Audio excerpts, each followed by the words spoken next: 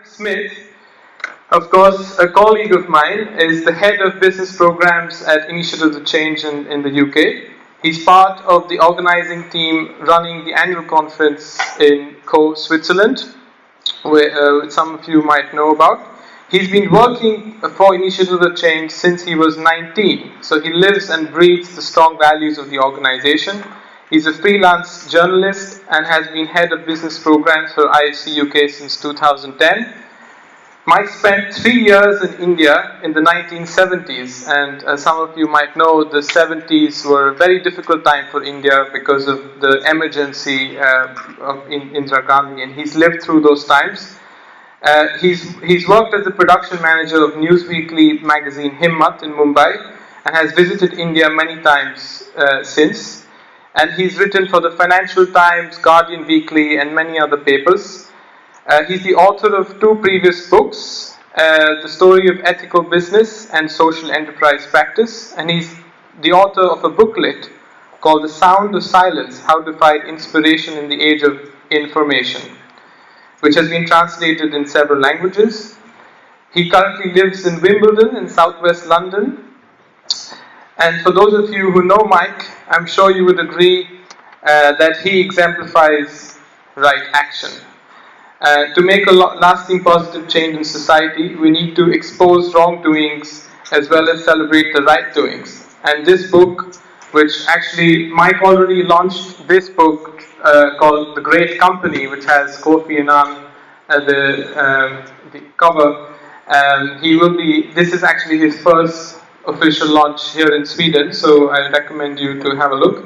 And it also has a quote from Göran Karstedt. Some of you might know he was senior in Volvo and IKEA as well. So without further ado, Mike Smith. Thank you very much, Rishad, for that generous introduction. Can you hear me? Is this on? Yeah, and thank you for welcoming us to your school. I'm really, really honored and delighted to be here. And I arrived last night from my home in Wimbledon in southwest London, my second visit to Sweden. So it's great to be in the country of Björn Borg and ABBA, and I guess that really dates me.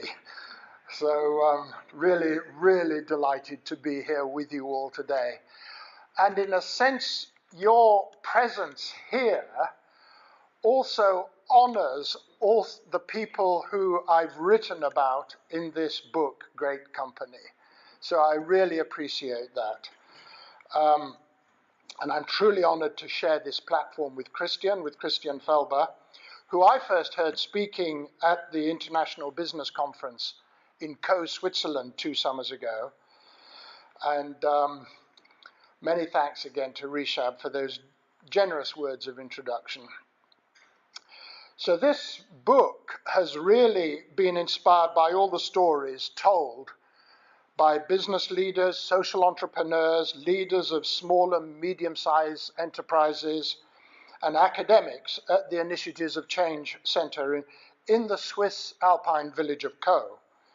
And I was hugely stirred by their stories of great courage, their stance for integrity, and the values and virtues which build trust, all of which are needed if we're going to build an economy for the common good. And the whole thesis of Caux is that organizational and global change really has to start with personal transformation. So I wanted to bring their stories together. I'd written 2 previous business books, but this is the first since the crash of 2008. In this talk, I'm going to speak about some of the people whose stories I tell in the book. Then I'm going to talk about 5 pillars of trust.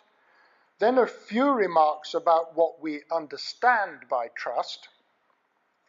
And then I'll emphasize the fundamental need for conscience-based decision-making in business and economic life as a whole.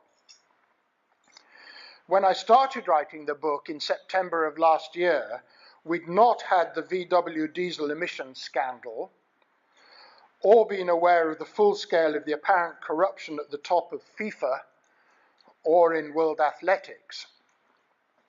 We had, however, had the financial crash of 2008 and the corruption at the heart of banking, including the dishonest manipulation of LIBOR and foreign exchange rates, and the scandal in the UK of the mis-selling of payment protection insurance to the tune of over £24 billion, now having to be repaid by banks back to their customers.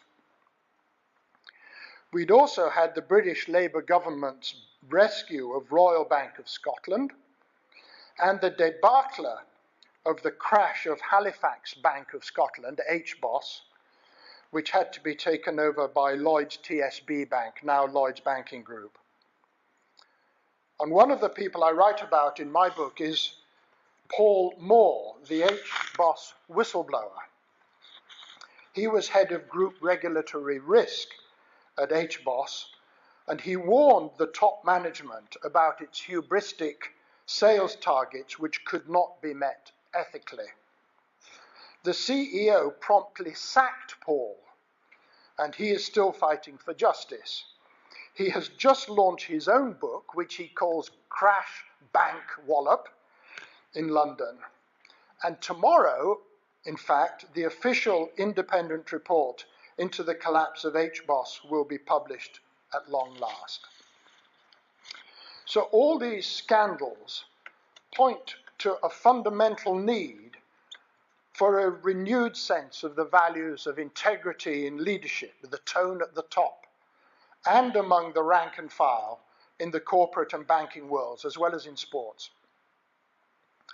There is a global shift in consciousness, particularly among young entrepreneurs, away from bottom-line thinking and towards a much more holistic approach, away from acquisition as the sole criteria and towards contribution to society in the interest of all stakeholders, the economy for the common good.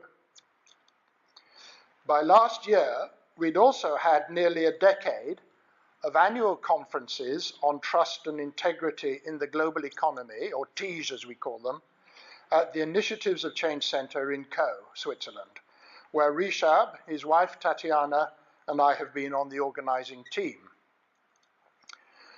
And what gelled for me as the way of getting into the opening chapter of the book was listening to Kofi Annan, the former UN Secretary General, telling his story to the Co-TIGE conference in 2013, and not least how he called together the heads of the global pharmaceutical industry to get them to offer HIV/AIDS drugs to people in African countries at a price that they could really afford. And the exchange between Kofi Annan and the international hotelier Lawrence Bloom in Co that year was truly gripping. Lawrence Bloom was on the executive board of Intercontinental Hotels, where he was in charge of their $3 billion real estate portfolio. And he wrote the company's environmental manual. And he was the person behind the whole idea of giving hotel guests the choice of having a clean towel each day or not. And this is now standard practice in 5 million hotel bedrooms worldwide. And it has transformed the environmental impact of the global hotel industry. So the book is really written in honor of all those quoted in it, as I said, who've told their extraordinary stories at these business conferences in Co Switzerland, as well as at Asia Plateau, the Center of Initiatives of Change in Panchgani, India, and elsewhere. And I'm immensely grateful to them all, and it's really their book as much as it is mine. So take, for instance, a good friend of ours, Sophia Swire, who could have pursued her fortune as an investment banker at Kleinwort Benson in the City of London till the crash of Black Monday in 1987 disillusioned her. And she got out of banking at that time and then devoted herself to girl education in Pakistan, India, and Afghanistan. As a social entrepreneur, she became known in the UK as the Queen of Pashmina. And Sophia has since worked for the Afghan Ministry of Mines, supported by the UN, developing Afghanistan's gemstone industry. And she now runs Future Brilliance, a social enterprise that is marketing the Ayenda jewelry range from Afghanistan in the USA, the UK, and elsewhere, providing local employment to Afghani jewelry artisans and having an impact on their lives, their villages, and on the Afghanistan economy. Then there is Roddy Edwards, co-founder of Walker's Wood Caribbean Foods in Jamaica, a social enterprise which has become a global food brand. It was born out of his strong conviction that those of privilege like himself needed to put something back into the Jamaican economy by creating jobs and a market for local farmers. Or take Suresh and Mala Vazirani in Mumbai, who've pioneered a medical technology company. And they export blood analyzers to over 100 companies, to over 100 countries from India. They are world class. And they refuse to pay a single rupee in bribes. And they say that the reputation of their company and of their country is what is most at stake. So what interests me about all these people is that they are having a global impact.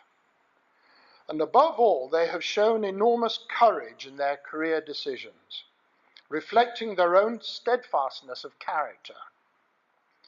So I'm hugely honored to have written their stories, and in so doing, I've gained an extraordinary range of friendships, and they are indeed great company. Now, I write about 5 pillars of trust for organizations in the economy as a whole: sustainability, cooperation, integrity, purpose, and stewardship. So take sustainability.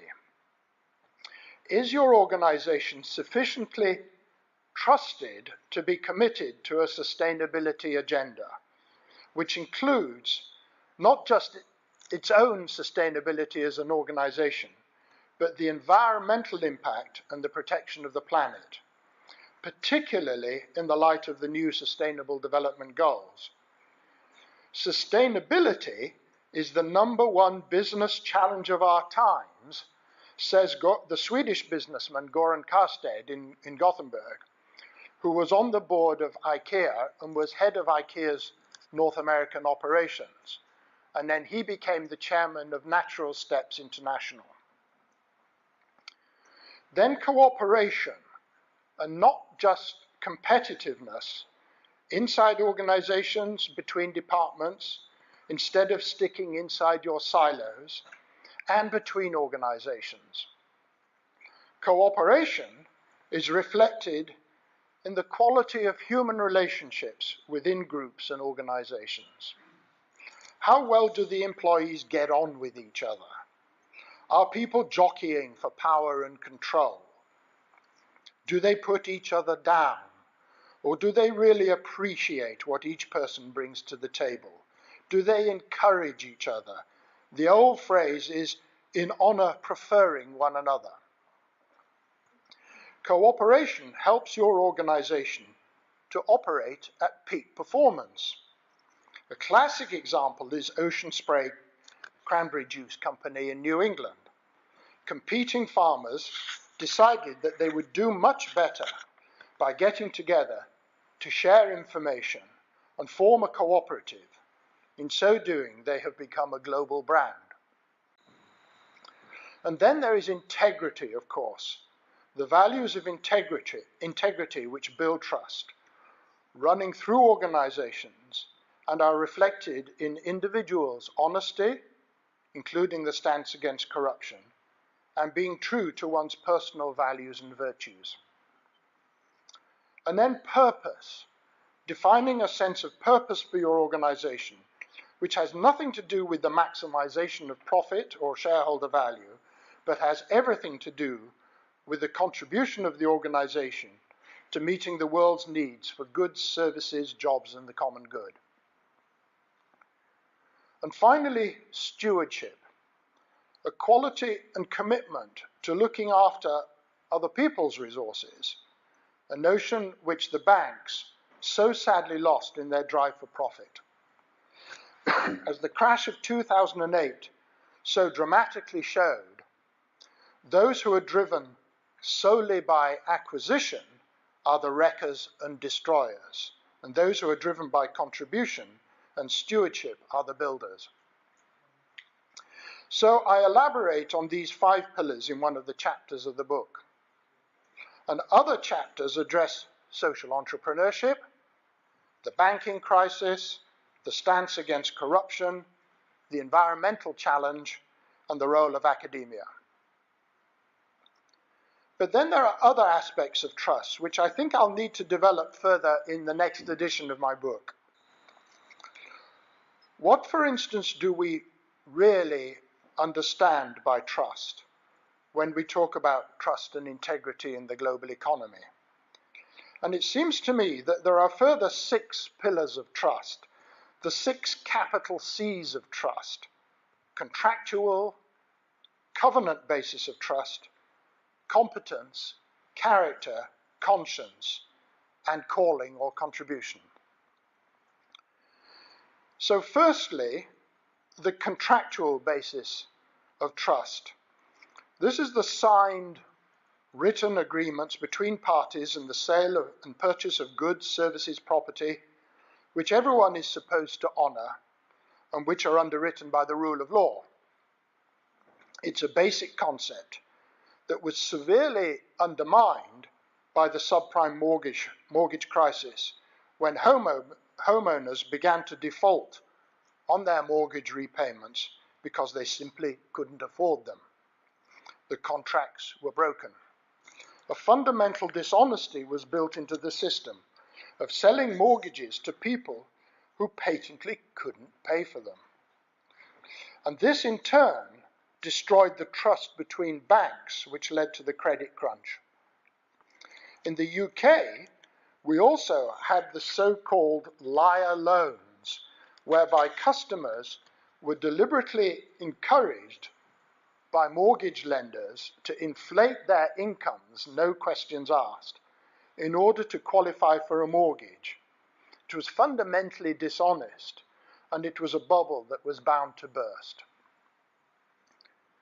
Secondly, the covenant basis of trust.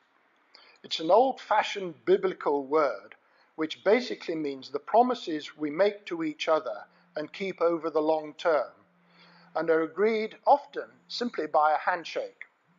It's the old concept of the City of London that my word is my bond, a notion which was also undermined by the crash of 2008 and destroyed by the rogue traders who manipulated key interest rates for their own greed and gain.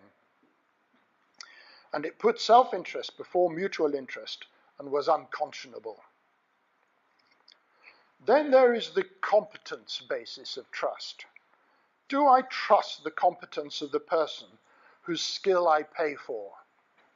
The plumber, the electrician, the car service mechanic, the book designer, the computer engineer, that they will deliver their skills on time and within budget. We trust them to do a great job. So this is really an emphasis on the pursuit of excellence across all disciplines: musicians, sports stars, all of us with our various skills and talents. And the market dictates that we simply walk away from those who prove to be incompetent. Then there is the character basis of trust. Do I really trust this person's character? Is he or she really trustworthy? Am I trustworthy, for that matter? Character is built into our daily lives by the daily decision-making, right versus wrong, over a lifetime. And it's been defined as how we behave when no one else is looking, or indeed how we behave in the dark. And one of the most compelling books I've read recently is The Road to Character by the New York Times columnist David Brooks, and I quote him in my book. And he also tells story after story of people in public life who've grown into their roles through their character. Then there is the conscience basis of trust. Again, the choice between what's right and what's wrong. I greatly admire social entrepreneurs because they have a strong sense of social conscience about what needs to happen in the world. But what about personal conscience? Where does that fit into the equation? Those rogue traders, those Bernie Madoffs of life with their Ponzi schemes, those corrupt officials or politicians who steal company or national resources and salt them away into offshore accounts and have no sense of personal conscience whatsoever.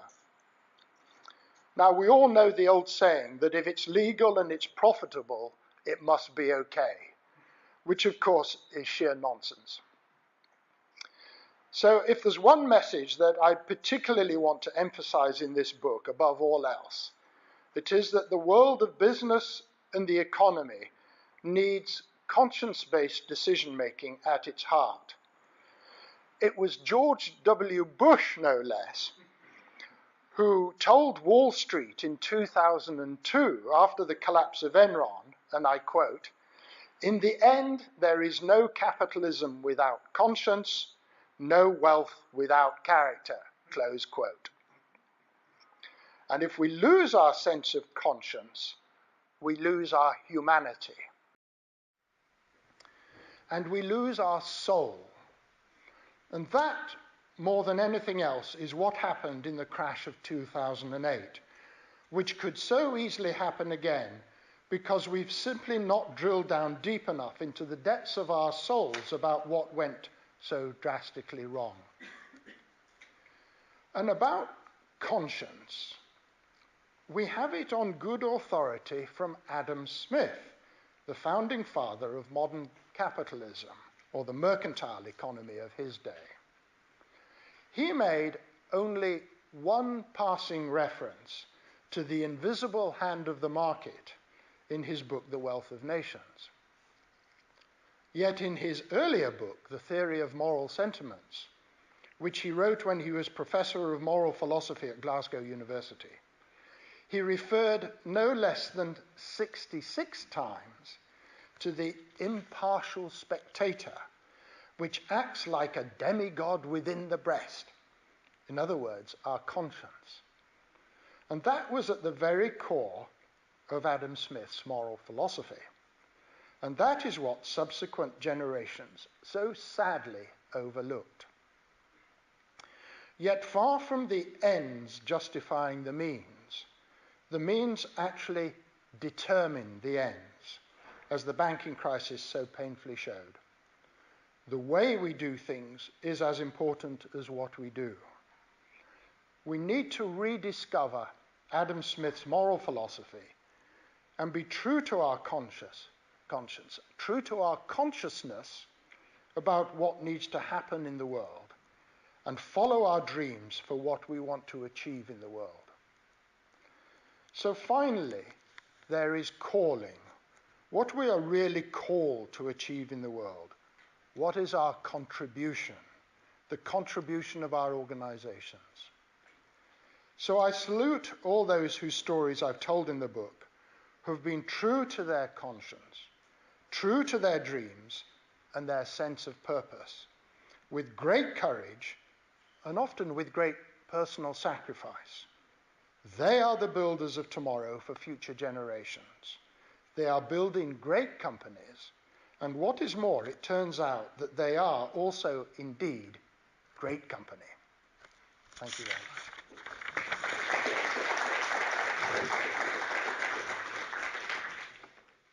Event in Stockholm. He has been speaking at different venues. news, including the Resilience Center addressed Milieupartiet yesterday, and many others. So grateful, Kristen, for your time and sharing your thoughts for Economy for a Common Good. Thank you very much for inviting. Is it on? Is it on? Can you hear?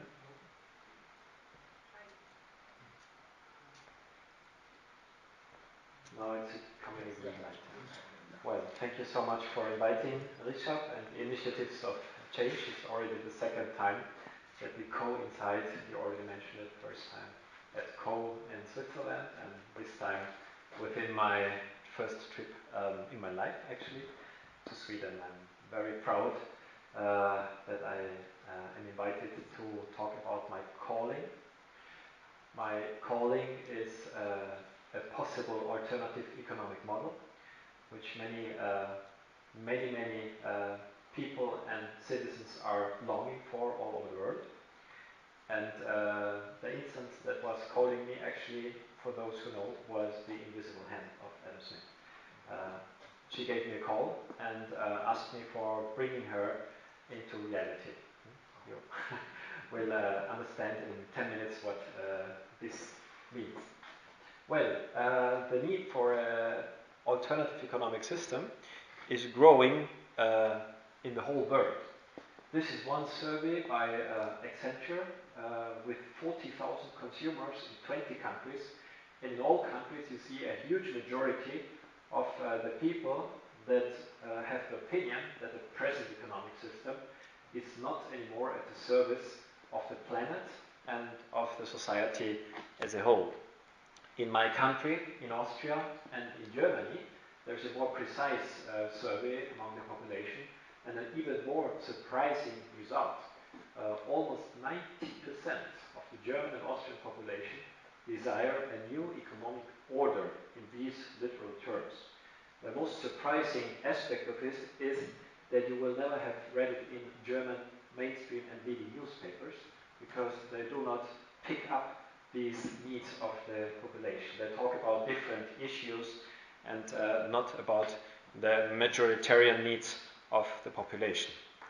If you ask yourself, why is it such a huge majority, the answer might be that it's a holistic crisis. It's a crisis of the whole system, not in one aspect. It's not only a financial crisis or not only a crisis of unequal distribution or of concentration of power or of erosion of trust. It's an overall crisis in all its aspects. Maybe just picking out one single aspect, the GDP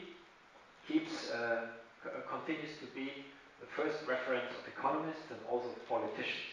If you heard about the TTIP, a trade agreement being negotiated between the United States and the European Union, first and foremost argument for the TTIP, which is rejected by the majority of citizens in Germany, Austria, and many other countries, it will bring along economic growth.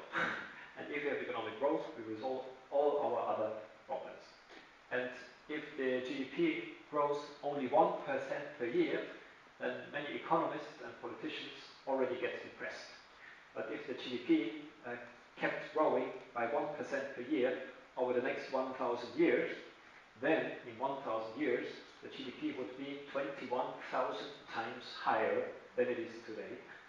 And would anybody believe that we would be 21,000 times healthier or happier or wiser or more democratic or more pacific than we are today? But still, economists and politicians keep believing deeply in the GDP, although mankind as a whole is already consuming more resources than the planet is offering us. Average employees are working more than they would like to work. They do not experience meaning in the work anymore. In the United States, 70% of the employees with a good job, with a well-paid job, they say that they are actively disengaged from what they are doing in their professional life. Means that they don't find any deeper meaning in what they are doing, but they don't find time for their children and for their relationships. And that's why in Vienna, in my city, 50% of the young people between 15 and 25 are in danger to become addicted to consumption because they don't, as their parents and other relatives don't have time for them, their meaning of life becomes consumption.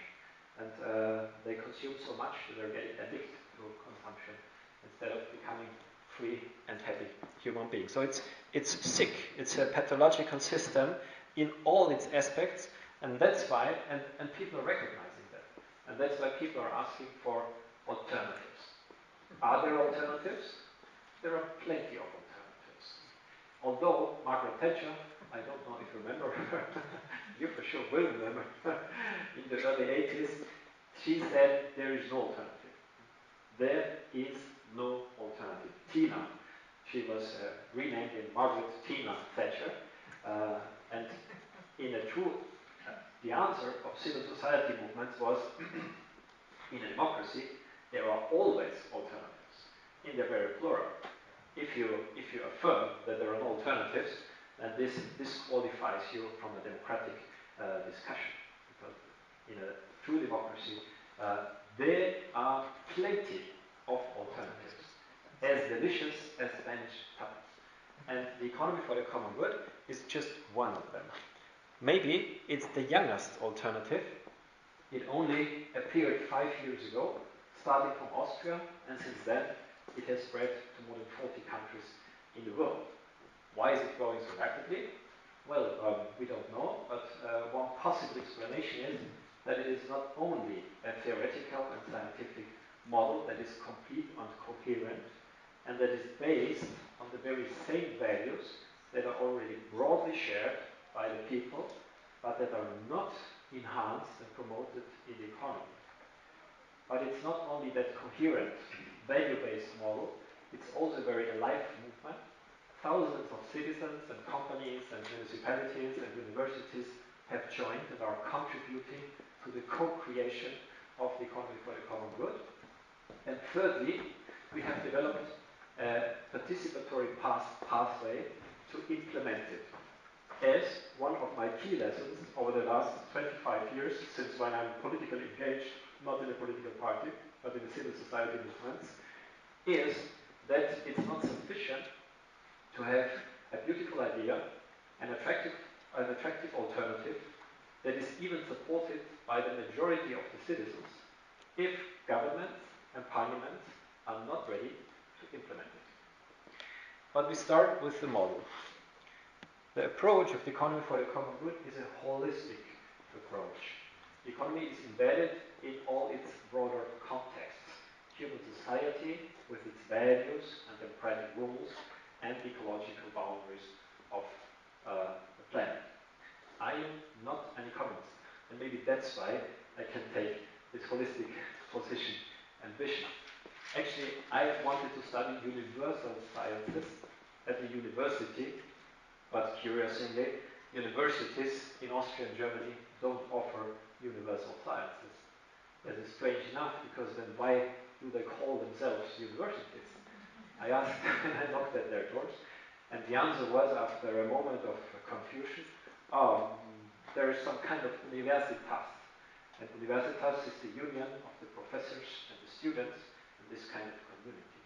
But the universitas is not the etymological root of the university. The etymological root of the university is the universe. And universe in Latin is composed by unum and versum, and means literally one single verse, one poem, or a bit more technical, one coherent wholeness. That's the meaning of the word universe, and that's the promise of the university as an institution to offer access.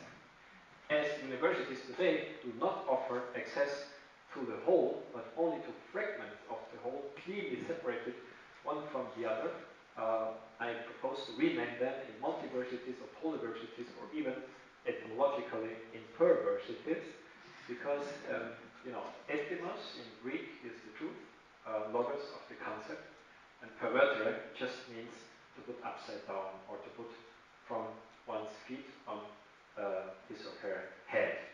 And if an institution that promises to offer the access to the whole only offers the access to fragments, well, then I think it's not a university anymore. And the economic science, we already had heard about Adam Smith, is one of these fragments that is becoming progressively separated from its broader context, in the same way as the real economy. It's a parallel process of impoverishment of economic thought and economic practice. And maybe you know that economic science is one of the youngest sciences.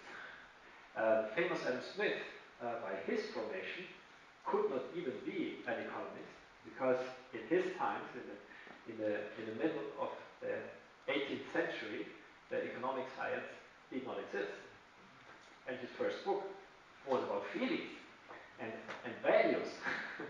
Today, economists would reject, they would not want to have to do with feelings and values. And only his second book, The Wealth of Nations, made him the first and famous economist. And only afterwards, economic science started to develop and to become ever more narrow. At Cambridge, one of the most well-named universities on the planet, the first chair for economics was established in the 20th century. And at the end of the 20th century, in the 1990s, a chair of business ethics was offered to the famous London School of Economics, one of the most famous institutions for becoming a master of business administration. And the LSE denied the offer of a chair of business ethics for free with the argument they didn't know what one would have to do with the other. Business ethics. So it's a sad but a true and it's just an indication of this progressive impoverishment of economic thought, and the climax of this intellectual and spiritual poverty is that finance and money is regarded as the goal of the economy. In a holistic vision, it's clear that money is not the goal of the economy, it's just the means.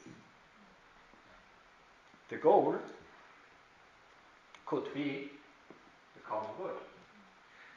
And this is first and foremost just an intuition, a voice from the heart, if you want so. But luckily, this intuition I found in constitutions of democratic countries. It says very crystal clear, the goal of the economy is the common good. And the Bavarian constitution is not an exception in that.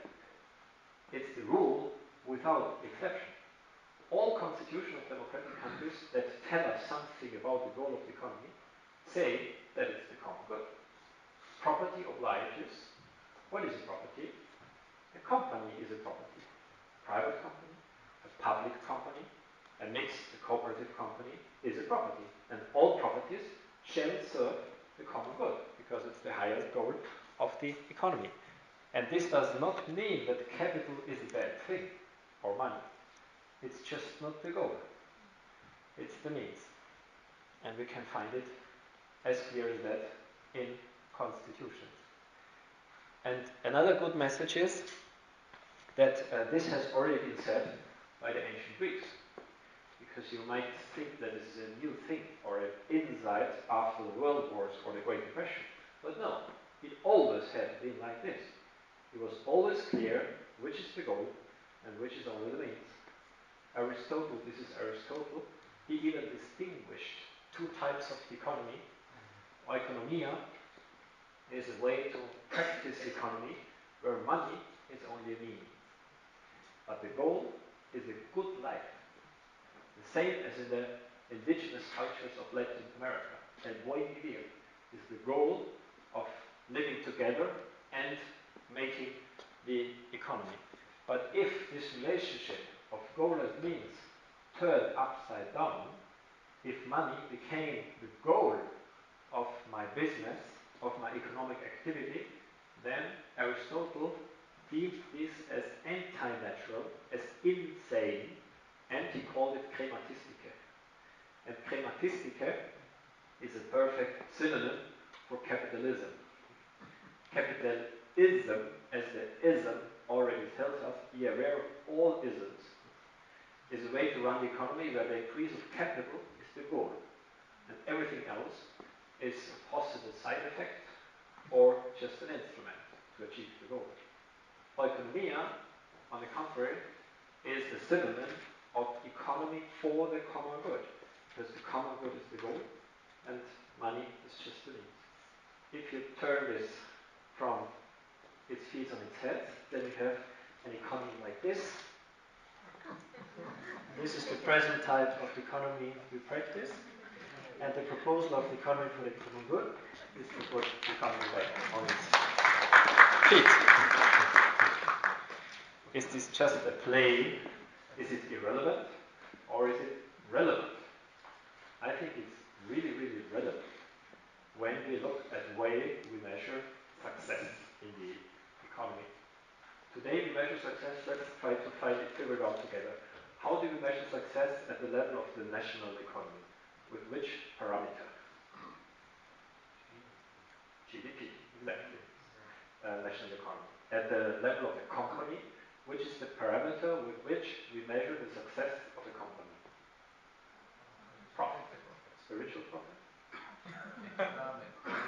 Economic. More precise, please. Money profit, yes, financial profit. And at the level of an investment, how do we measure the success of a single investment? Return of what? Of investment. And of which investment? Financial. Thank you. It's important. Oh, you already did. Okay. Yeah. But we agree on that, don't we? This is the way you measure the success of the economy today. Do you see something that they have in common? Money is the unit of measurement of all of them. Now, two important questions. First question, is money the goal of the economy? It's a means, at least according to constitutions. Second and more important question, is it more reasonable and more correct to measure success alongside the accumulation of the means or alongside the achievement of the goal? How do we more reasonably, more correctly measure success? In all our projects, it's a rhetoric question, because in all our projects we always measure success alongside the achievement of the goal. So there is a failure of method, or at least a confusion and a contradiction between what constitutions tell us to regard as the goal of the economy and how we measure success in the economy. And our proposal of our movement is to clarify that question. And as we're not a dogmatic movement, but a democratic movement, our proposal is to let the sovereign citizens decide. And if the free and sovereign citizens agreed with the present practice and decided that the accumulation of capital shall be the overarching goal of the economy, because everything else derives from that, then we could continue with the present practice, but we ought to change a long series of constitutions. If, on the contrary, citizens agreed with our constitutions, well, we agree, common good is the goal, one is just a means, then we ought to change the way we measure success in the economy, aligning success measurement with the constitutional goal that now is democratically conferred. Good message, common good products already exist. You might have heard about the Better Life Index from the OECD, or you probably will have heard about the gross national happiness in the tiny state of Bhutan. What are they doing? They are asking every 2 years thousands of households on all aspects of life quality. How are you? How's your physical or mental health? Will your children be once better off than you? Can you trust your neighbors and the first person that comes along the street? trust in Germany has dropped by its half over the last 30 years. The next person that comes along the street is trusted only half as much as 30 years ago. And mistrust or anxiety has doubled in the last 30 years. Just this one question. Oh, will your children be once better off? In the 1970s, in our country, everybody said, of course, my children will be better off than me. And if you ask today, hardly anybody would say that. It's a loss of life quality, it's an impoverishing, not in material terms, but in immaterial and ethical, and in terms of meaning and in existential terms. How are the animals, the trees in the wood, the fish in the river? Can you take a swim in the river without a health risk?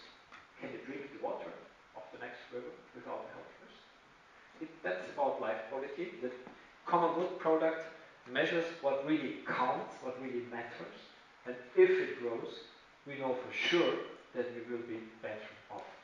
And our idea is not to make copy and paste from the Bhutan, just to be inspired by the Bhutan and also the OECD, but gather in our communities, villages, like here, and decide as sovereign and free citizens the 20 most relevant ingredients of life quality. And that would be, in the first stage, the local common good index, which in the second stage we can synthesize to the common good product democratically composed. The second secure relationship would be between the success of the company and the success of the whole society. Is there a secure relationship today? No, there isn't. It's possible, but not necessary. Today, a company can have a financial profit and do well to every being and everybody. Create employment, good employment, meaningful employment, improve the environment, establish gender equality, and strengthen democracy. It's possible. But equally, it's possible that a company has a huge financial profit and at the same time lays off thousands of employees, increases working pressure, leading to higher burnout and mobbing rates, discriminates against women, undermines democracy, and destroys the environment. It's also perfectly possible. In the economy for the common good, a company can only be successful if it makes the society more successful at the same time. For those who remember the invisible hand, it's exactly the dream of Adam Smith. He was dreaming of an automatism that free enterprise and private companies in free markets will automatically lead to the common good. And there was. It was just a hope. And it was as it only was a hope and not a scientific analysis. That's why he only mentioned one. Once he showed his most inner heart, he was hoping that an invisible hand was in charge of providing the common good.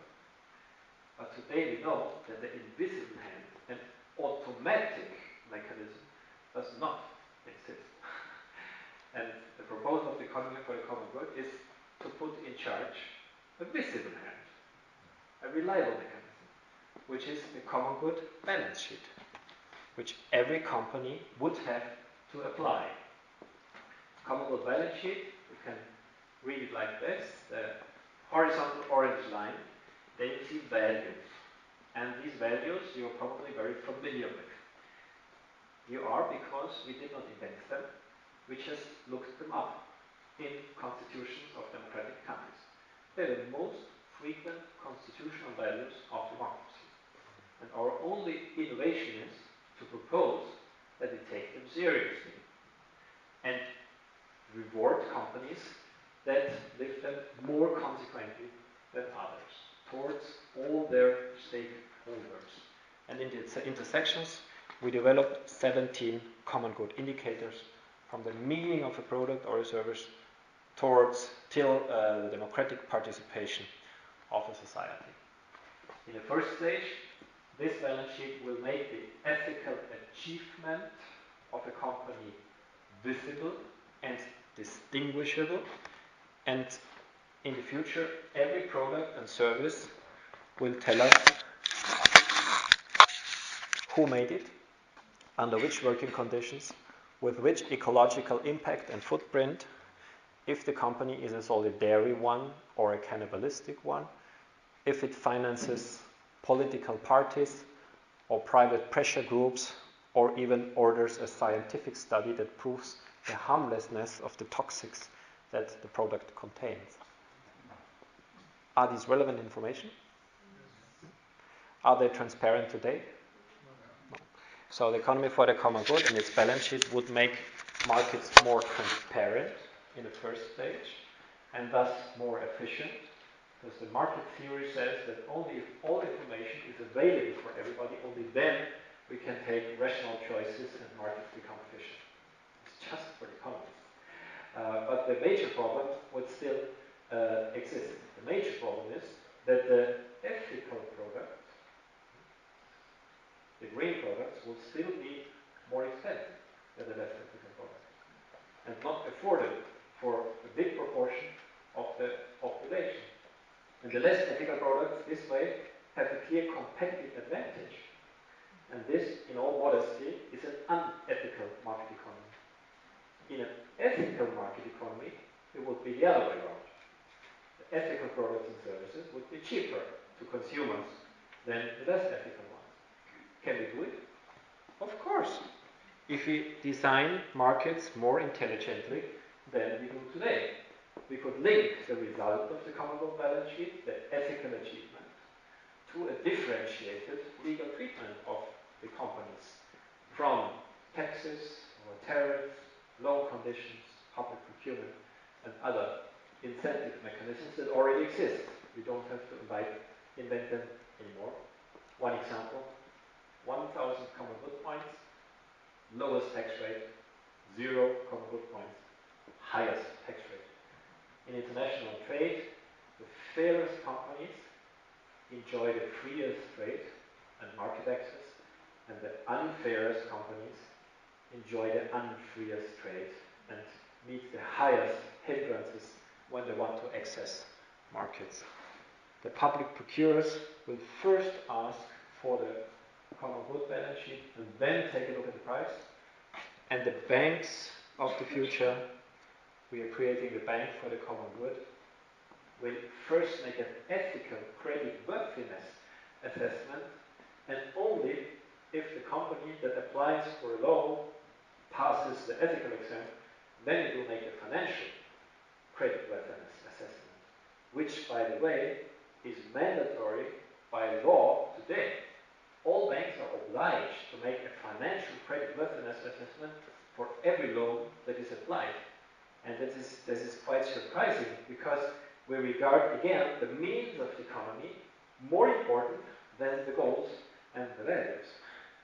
And if an investment has a financial return on investment that is positive, we regard it already as successful. And if the financial return on investment is a double-digit return on investment, then we regard it as extraordinarily successful. But thus, a double-digit return on investment tells us reliably that the ecological impact of that investment is positive, and that the impact on trust of that investment is positive, and that the impact on a distribution and on democracy and on the equality of genders and everything that really counts is positive? Or can it be that a double-digit return on investment destroys the environment, diminishes, erodes trust, undermines democracy, and violates our human rights? It's possible. So there is an incomplete part of the economy that should be completed, with the result that the ethical products and services will become cheaper than the less ethical ones. Those investments, those investments that diminish the value, that don't put an added value, but that take away value from our common goods, they would not take place at all. And the ethical products would become cheaper than the less ethical products. And this is the mechanism how the laws of the markets would be in coherence with the values of our society. The laws of the markets are not natural laws. They are political decisions. Although economists regard them as natural laws, but political decisions you can change. Today, the rules of the game in the economy are for profit orientation and competition. And our proposal is to replace them by common good orientation, contributing to the common good, as we already heard in the first conference, and cooperation, enhancing and promoting cooperation, even between small and ethical companies that don't strive for their own benefit, but for the benefit of all. The model is much more complete, and I just can indicate how comprehensive it is, because I have 30 minutes for this presentation, but I still want to take a look at the process.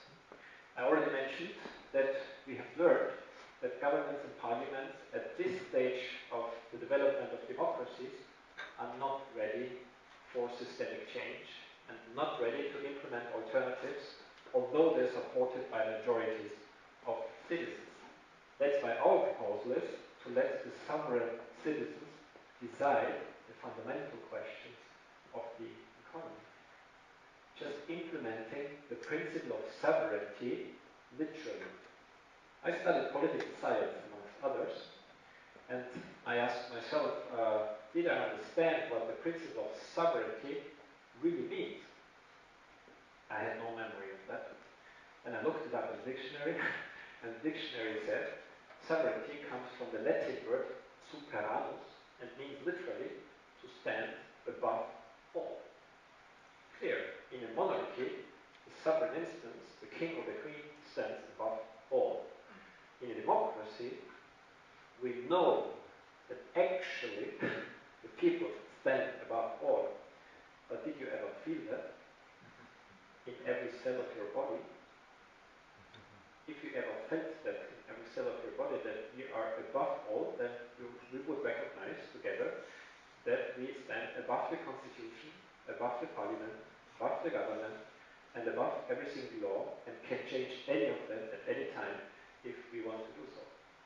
But for that, we need first this sovereign consciousness, and second, sovereign rights that allow us to change the constitution or the government or a law or an international agreement. These are sovereign rights. Maybe just look at the first one. The first and foremost is the exclusive right to write, to adopt, and to change the constitution.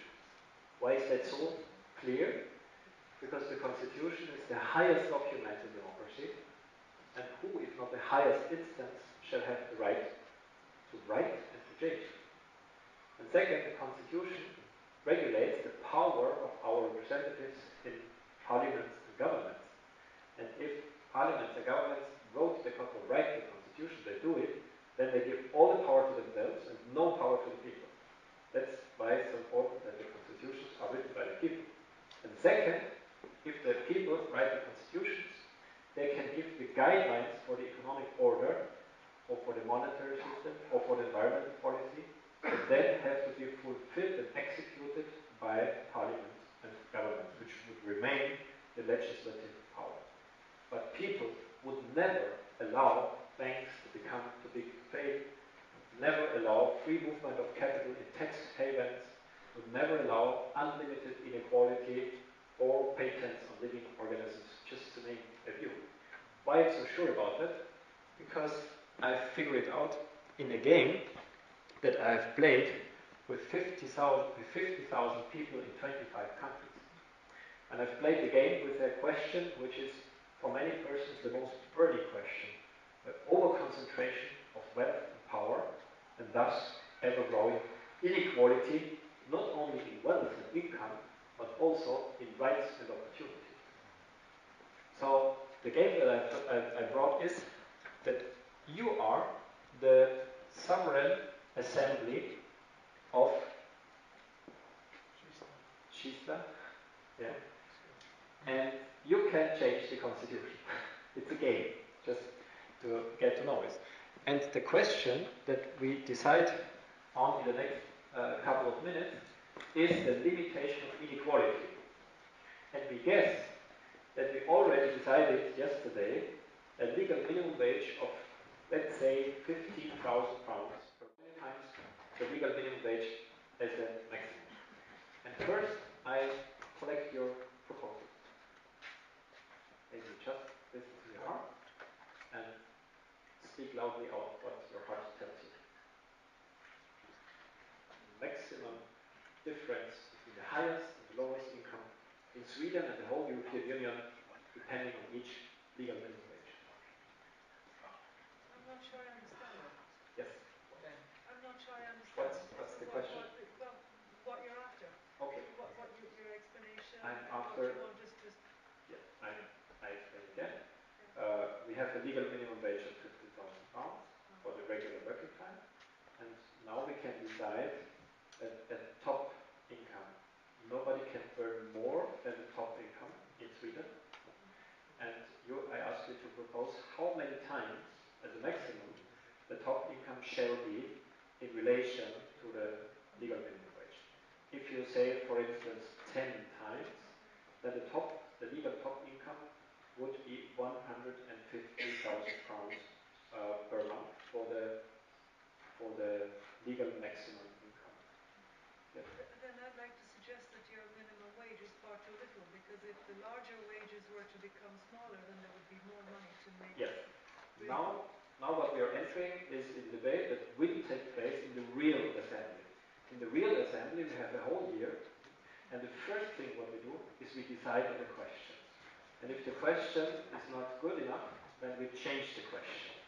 In this game, which is only 5 minutes, I invite you to just play with me, although the question is not the best one, and although you will not agree with the method of decision making, because it also comes to me, it's just to save time today. In the real convention, everything is decided by you, by the sovereign city. So, I have heard 10. I have heard 5. I heard. Well, given the need for incentive and reward for responsibility, Yes. then I think I would set it at 20 to 1, which is roughly, I suppose, the John Lewis partnership. Yes. Something like that. I ask you, as it's displayed, not to argue your proposal, because in the real convention, there is a whole year for arguments and reasons and debate. Just this game is, let's listen to our hearts. 20, 5, 10, 2. Is there more? Oh, great. Yes, more proposals, thank you. 20 we have already. I have 2 times, I have 5 times, I have 10 times, and I have 20 times. Yes? 4 times. Okay. Unlimited. So, we have 2 times, 4 times, 5 times, 10 times, 20 times, and unlimited times. The first innovation is we vote on all proposals. And everybody of you is invited to vote on every single proposal. The second innovation is we don't measure affirmation, because then a big and powerful PR company comes and struggles for one of them and with all its resources, and everybody else is eliminated. We measure the resistance against every single proposal, and the winner will be that proposal that meets the least resistance. It has a deep reasoning behind. Every rule, no matter the existing rule or any alternative rule, restricts the liberty of us citizens in a higher or lower degree and causes pain in the population. And this procedure allows to figure out a rule that causes the least pain in the overall population and restricts our liberty in the least possible degree. You have 3 options to show your resistance and your pain. First option, you listen to the proposal, you listen to your heart, you listen if there is pain. If there is no don't raise an arm. Second option, there is some pain and not very, you raise one. Third option, it hurts a lot and you raise two arms because it's really painful. Did you understand? So, zero resistance, some resistance, strong resistance. We vote all of them and start with the lowest. First proposal, the highest income may be up to 2 times the legal minimum wage in the same regular working time in Sweden. Please show your pain with and your resistance against factor 2. I start to count. 1, 2, 3, 4, 5, 6, 7, 8, 9, 10, 11, 12, 13, 14, 15, 16, 18, 20, 22, 4, 6, 8, 30, 32, 34, 35, 36, 7, 8, 9, 40, 41, 42. So I saw that somebody was counting. The legal minimum wage is 15,000, so 2 times would be 30,000, 4 times would be 60,000, 5 times would be 75,000, 10 times would be 150,000, 20 times would be 300,000, and unlimited would be unlimited. Now it's maybe a bit clearer. Second proposal, the highest income may be up to 4 times the legal minimum wage, so up to 60,000 pounds in the same working time. Please show your pain with and your resistance against factor 4. Now I start here. 1, 2, 3, 4, 5, 6, 7, 8, 9, 10, 11, 12, 13, 14, 15, 16, 17, 18, 19, 20, 21, 22, 22. Third proposal, highest income may be up to 5 times or 75,000. Please show your resistance against factor 5. 1, 2, 3, 4, 5, 6, 7, 8, 9, 10, 11, 12, 13, 14, 15, 16, 17, 18, 19, 20, 21, 22, 23, 24, 25. Next proposal, highest income may be up to 10 times the legal minimum wage. Please show your resistance against maximum factor 10. 1, 2, 3, 4, 5, 6, 7, 8, 9, 10, 11, 12, 13, 14, 15, 16, 17, 18, 19, 20, 21, 22, 23, 24, 25, 26, 27, 28, 29. Second last proposal, the highest income may be up to 20 times the lowest legal minimum wage. Please show your resistance against factor 20. 2, 4, 6, 8, 10, 12, 14, 16, 18, 20, 22, 24, 26, 28, 32, 4, 6, 40, 2, 4, 6, 8, 50. And last proposal, there shall be no limit to inequality. There shall be unlimited inequality. Please show your resistance against unlimited inequality. Okay, almost unlimited resistance. Which proposal is the winner? 4 times is the winner. Yes. It's a bit close, so in the real assembly, we will take a closer look and maybe vote again everything around 4 and between 5 and 10. Now, we take this as the result, as we only have a few minutes. Thank you very much for playing. How long did the sovereign citizens of Kista take to figure out that result? 5 minutes. How long does it take our parliaments and governments to take this decision? And what's their decision? That's their decision. So, with a very easy example, and I've done this with 50,000 people. Usually the winner is factor 5 or factor 10, and very few times, factor 20 is the winner, but almost all the time factor 10 or even below is the winner. And this is the decision of our representatives. And that's why I propose that the fundamental decisions are made by the people and the detailed laws are made by the parliament. The last minute I dedicate to the movement. We started 5 years ago with a dozen of small and medium enterprises. Today it's 1,900 and 300 of them have done the common good balance sheet. We have private and public companies. This is a university. We have created 70 associations in so far 5 countries, from Austria to Chile. We are collaborating with municipalities. The upper board means Municipality for the Common Good. This is a Spanish one. In Italy, a regional parliament has decided to promote common good companies and municipalities. And in September, the European Economic and Social Committee, which is a body of 350 representatives of the civil society, unfortunately it cannot pass laws, but it can invite the Commission to initiate a law, and they made an opinion of 10 pages about the economy for the common good.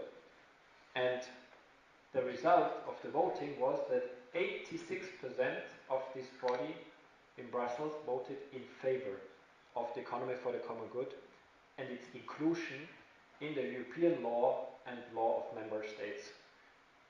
And now we have 2 invitations from the European Parliament, and already my second last slide. This is our strategy. We invite all individuals to become a member or to found a local group or join the next, all companies, municipalities and universities, and with this personal invitation to get involved and to engage with the words and with the auspicious of Stefane Sell. I thank you very much for your